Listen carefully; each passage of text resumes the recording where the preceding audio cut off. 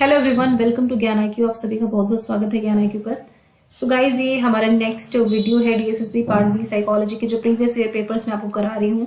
Okay, और एक change हुआ है थोड़ा सा कि पहले मैं इसमें थोड़ा थ्योरी पार्ट ले रही थी, लेकिन अब मैं थ्योरी पार्ट नहीं लूंगी। उसका रीजन ये है कि मैं आपको अलग से पेडागोजी एक्सपर्ट सीरीज दे रही हूँ, जिसमें जो है आपको बिल्कुल सीक्वेंस वाइज में करा रही हूँ सारी चीजें पेडागोजी और साइकोलॉजी की। सो अब इस पार्ट की कोई ऐसी खास जरूरत नहीं रहती है। ओके, सो यहाँ पर हम सिर्फ क्वेश्चंस को डिस्कस करेंगे, वो भी प्रीवियस ईयर के, ठीक है, जो प्रीवियस ईयर में पूछे गए हैं DSSB से। तो जो लोग DSSB की तैयारी कर रहे हैं, जो भले ही आप KVS की तैयारी कर रहे हैं, तो भी आपको ये बहुत हेल्पफुल है। ओके, तो चलिए हम अपने क्वेश्चंस को स्टार्ट करते हैं। First question is, which of the following is not true about duties of local authority according to Right to Education Act 2009? So जो Right to Education Act है 2009 का, उसके अकॉर्डिंग जो हमारी लोकल अथॉरिटी है, ठीक है, लोकल अथॉरिटी से मतलब यहाँ पर क्या है, जो आपकी म्युनिसिपल कॉर्पोरेशन होती है या पंचायत होती है, इस तरह से ये लोकल अथॉरिटी का काम है, स्थानीय प्राधिकरण। ठीक है, तो राइट टू एजुकेशन के अकॉर्डिंग इनमें से क्या इनके बारे में सही नहीं है, ये बताना है आपको कि इनके बारे में क्या सही नहीं है। तो जब नोट आ जाता है तो आपको क्वेश्चन को थोड़ा ध्यान से देखना पड़ता है। तो देखते हैं, पहला ऑप्शन है provide school building, teaching staff and learning material, यानी कि ये स्कूल भवन, शिक्षण स्टाफ और शिक्षण सामग्री उपलब्ध कराएगी। नेक्स्ट है कि डिसाइड द एकेडमिक कैलेंडर, जो एकेडमिक कैलेंडर होगा उसको डिसाइड करेगी लोकल अथॉरिटी। देखो, लोकल अथॉरिटी मैंने जैसे आपको बताया, जो आपके म्युनिसिपल कॉर्पोरेशन होते हैं, जैसे दिल्ली की बात करें तो MCD के स्कूल जो हैं वो लोकल अथॉरिटी के द्वारा चलाए जा रहे हैं। अगर आप किसी गांव में जाते हैं, सपोज आप हरियाणा के गांव में जाते हैं, तो वहां पर आपको ग्राम पंचायतें मिल जाएंगी, पंचायत के अंडर कुछ स्कूल होते हैं, तो इनकी बहुत सारी ड्यूटीज होती हैं। ये दोनों ही इनकी ड्यूटी होती है। अगर आप गैजेट पढ़ेंगे RTE का तो आपको ये बिल्कुल क्लियर शब्दों में मिल जाएगा, एज इट इज वर्ड्स को यहाँ पर लिखा गया है। सो ये दोनों ही ड्यूटी करती है। तो इसमें कहा था जो नहीं है, तो भाई दोनों ही मतलब ठीक है, तो ये दोनों ही नहीं है में नहीं आएंगे। तो यहाँ पर क्या आएगा option number B will be the correct, neither one nor two. ठीक है, क्योंकि नॉट ट्रू है, दोनों ही ट्रू है, तो भाई कोई भी इसमें पूछा जो ट्रू नहीं है, तो दोनों ही नहीं, ये आपको थोड़ा सा कंफ्यूज कर सकता है पेपर। ठीक है, अगर आप देखो यहाँ पर बोथ 1 और 2 लगाएंगे यहाँ पे ऑप्शन में, तो उसका मतलब क्या हो जाएगा कि दोनों ट्रू नहीं है, लेकिन ना तो 1 नॉट ट्रू है, ना ही सेकंड नॉट ट्रू है, यानी कि दोनों ट्रू है, इसलिए यहाँ पे आएगा नीदर 1 नॉर 2। ओके, कंफ्यूज मत होना। ठीक है, मैं भी थोड़ी कंफ्यूज हो गई एकदम से। नेक्स्ट क्वेश्चन देखते हैं। नेक्स्ट है आपका, which of the following types of question require the students to design and redesign which involve good deal of innovation. मतलब किस तरह के क्वेश्चन ऐसे स्टूडेंट से पूछने चाहिए जिसके अंदर बच्चों को डिजाइन करना पड़े, फिर से डिजाइन करना पड़े, जिसमें इनोवेशन हो। इनोवेशन का मतलब क्या होता है आपका, कि आपकी न्यू आइडियाज होने चाहिए। ठीक है, न्यू आइडियाज का मतलब है कि जो यूनिक हो, जो किसी ने ना दिए हो, मतलब ये कहते हैं वैसे तो इनोवेशन का मतलब ये होता है कि मतलब बहुत ही 5 से 10% लोगों ने उसकी बात की हो, इस तरह से बोलते हैं इनोवेशन या क्रिएटिविटी की। ठीक है, तो न्यू आइडियाज होने चाहिए आपके पास। कौन सी तरह के क्वेश्चन होने चाहिए, ये पूछा है क्वेश्चन में। पहला है डाइवर्स्ड क्वेश्चंस, यानी कि अलग क्वेश्चन। इसमें बिल्कुल ऐसे ही एज इट इज लिखा हुआ था DSSB ने, सेम टू सेम मैंने ऐसे लिखा है आपके लिए। नेक्स्ट है क्वेश्चन चैलेंजिंग असम्पशंस, या फिर मान्यताओं को चुनौती देने वाले प्रश्न। फ्यूचर प्रॉब्लम सॉल्विंग क्वेश्चंस, यानी भविष्य की समस्या हल करने वाले प्रश्न। या फिर क्वेश्चन सीकिंग न्यू रिलेशनशिप, या फिर नए रिश्तों की तलाश में जो सवाल पूछे जाते हैं। तो न्यू रिलेशनशिप्स यहाँ पर किसी भी कंसेप्ट के बीच में हो सकती है। ठीक है, देखो आप सारे अगर देखोगे तो आपको लगेगा कि सारे बिल्कुल नए नए और इनोवेटिव आइडियाज से भरपूर है यहाँ पर, लेकिन थोड़ा ध्यान से देखना है आपको। अलग प्रश्न का तो यहाँ पे कोई ऐसा कोई अलग से नहीं होगा कि अलग प्रश्न हो गए तो हो गए। क्वेश्चन चैलेंजिंग अजम्पशंस, सिर्फ अजम्पशंस को चैलेंज करने से हम इनोवेशंस की बात नहीं कर सकते हैं, ये भी आप यहाँ से एलिमिनेट कर सकते हो। अब 2 बचा, फ्यूचर प्रॉब्लम या फिर क्वेश्चन सीकिंग न्यू रिलेशनशिप्स। तो देखो, फ्यूचर प्रॉब्लम सॉल्विंग क्वेश्चंस का मतलब है कि भविष्य में जो आपको प्रॉब्लम आ सकती हैं आगे, उनके लिए प्रॉब्लम सॉल्विंग करना बेसिकली। तो ये क्या है, एक तरह से बिल्कुल ही नया कंसेप्ट है ना, कि आगे आने वाली। अब जो क्वेश्चन है कि नई रिलेशनशिप ढूंढ रहे हैं आप किसी चीज के अंदर, वो चीज तो पुरानी ही रहेगी ना। तो यहाँ पे भविष्य में आने वाले क्वेश्चन जो प्रॉब्लम सॉल्विंग होंगी, मतलब उस टाइप के क्वेश्चंस की बात हो रही है, यानी कि जो नेक्स्ट आने वाली समस्या हो सकती है। तो you are being very innovative there. Okay, तो यहाँ पर आप बहुत ज्यादा इनोवेटिव हो, तो ऑप्शन नंबर सी यहाँ पे बिल्कुल करेक्ट होगा। तो ऑप्शन नंबर सी को आप ठीक करेंगे यहाँ पे। नेक्स्ट है, which of the following instructional material to foster creativity is used in which children are given impossible situations and are asked when such a thing happens what would be the consequences।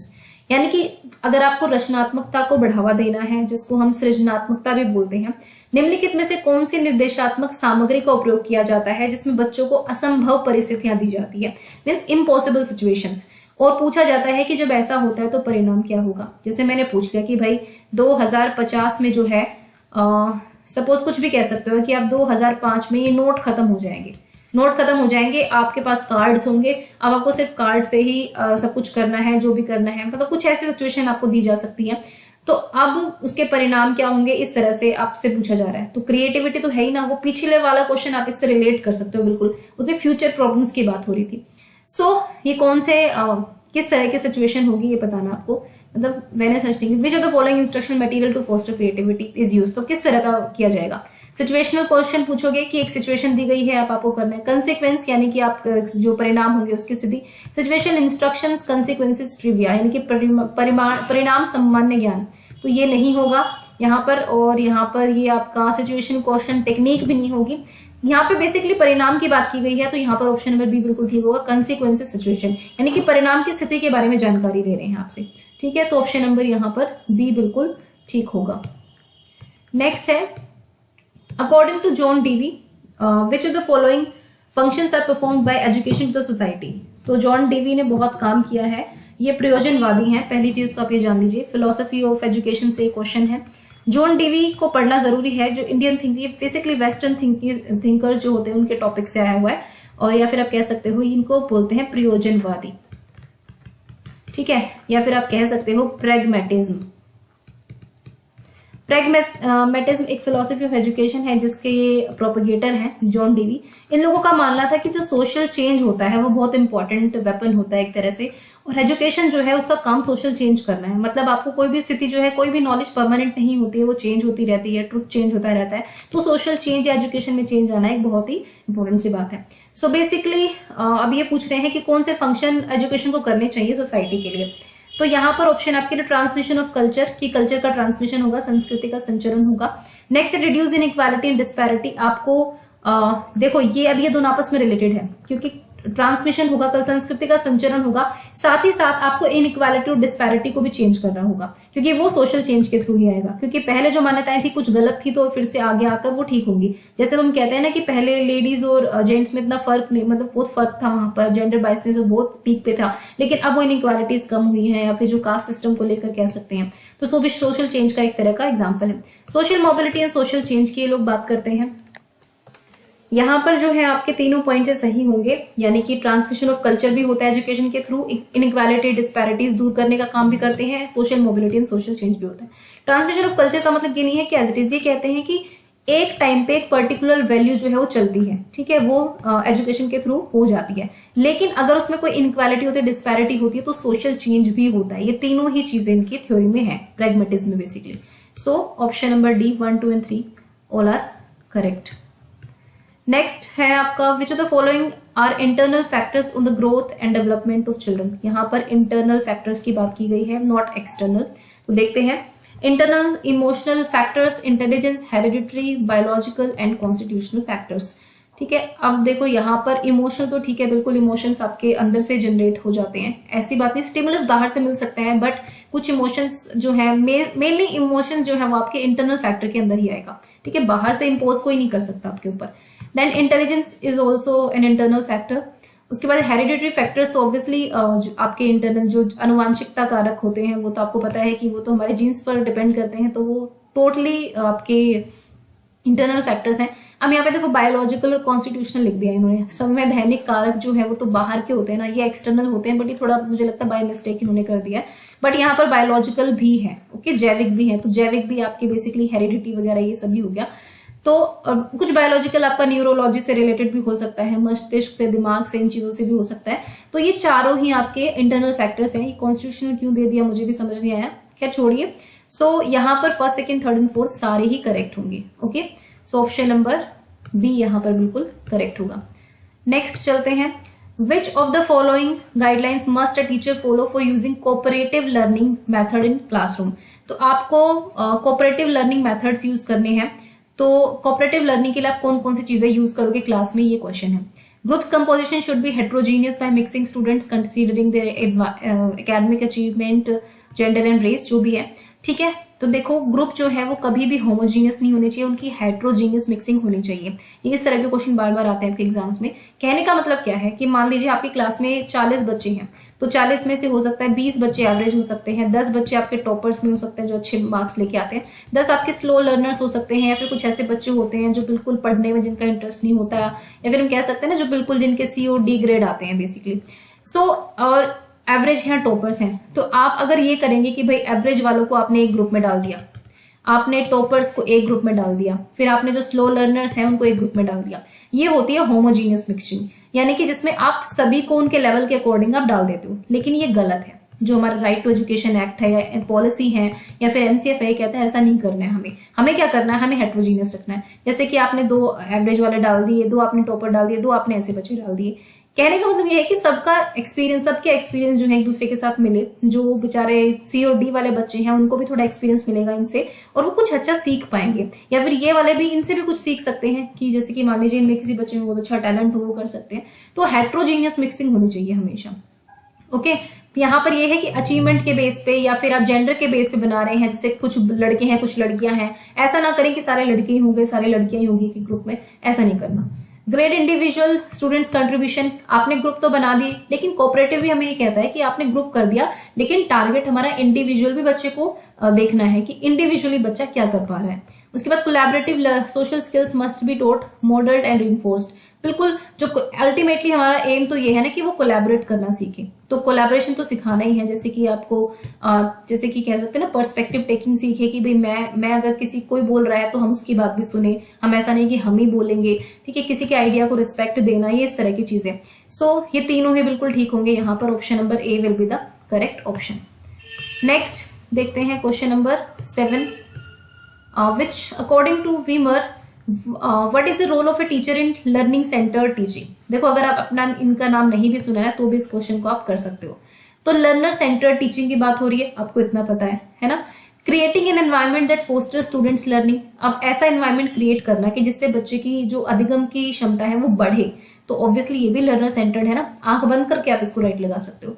Creating an environment that motivate students to accept responsibility for learning, बिल्कुल ये भी इतना positive point है कि आप कहोगे कि learning centred के अंदर ही दोनों आएंगे। तो कौन किसका नाम लिया गया है इस पर ज्यादा ध्यान देने की जरूरत नहीं है, आपको क्वेश्चन को समझने की जरूरत है। जैसे इनका नाम मैंने भी पहले नहीं सुना था, लेकिन जब मैंने देखा कि यहाँ पर लर्निंग सेंटर्ड टीचिंग की बात हो रही है, तो ऑब्वियसली अगर यहाँ पे कोई भी टीचर सेंटर पॉइंट होता तो हम उसको पहले एलिमिनेट कर देते।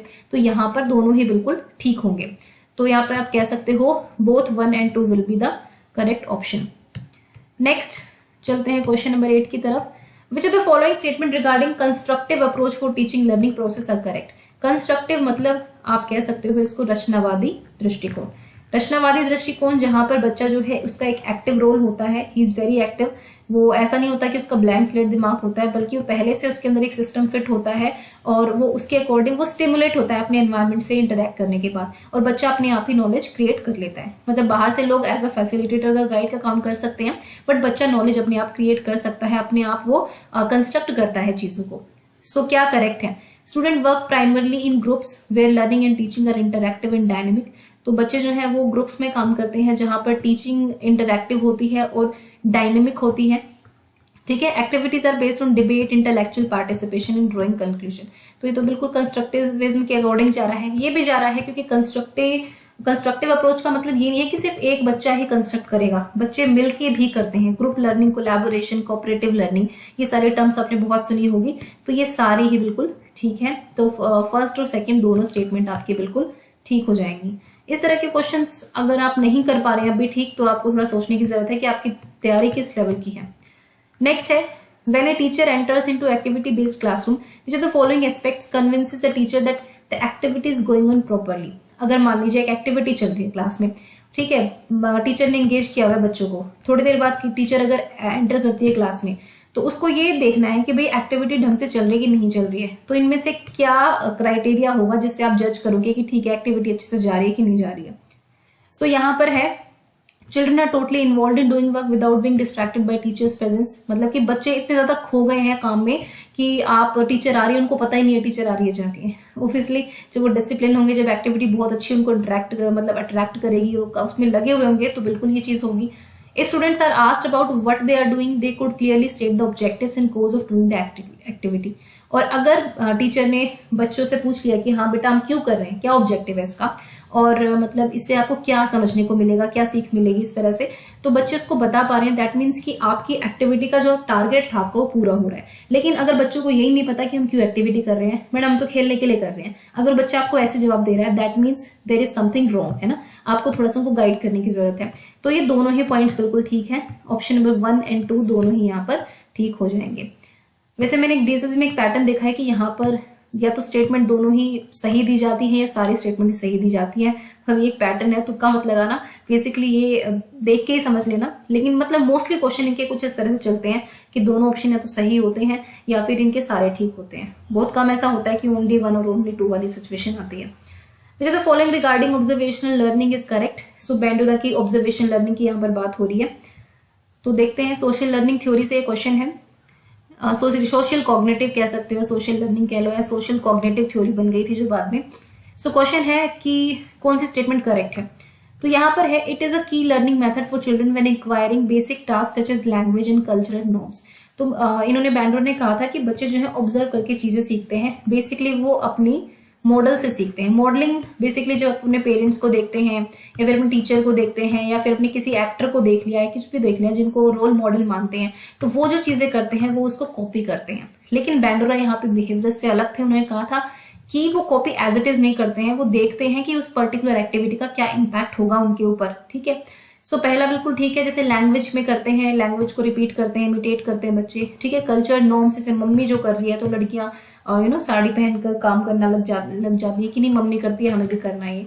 तो कल्चर नॉर्म्स एक तरह से सोशलाइजेशन का प्रोसेस चल जाता है, वो जेंडर बायस्ड होता है, इसमें कुछ कमेंट नहीं करूंगी, लेकिन ये चीजें अपने आप से सोशलाइज करता चला जाता है बच्चा। ऑब्जर्वेशन लर्निंग में स्टूडेंट्स थिंक एंड जज and learn not only how to do certain things but also what the consequences of their action are likely to be. वो सिर्फ सोचते हैं, जज करते नहीं है, बल्कि ये भी देखते हैं कि कोई भी चीज है वो मतलब उसके कंसिक्वेंसेस क्या होंगे।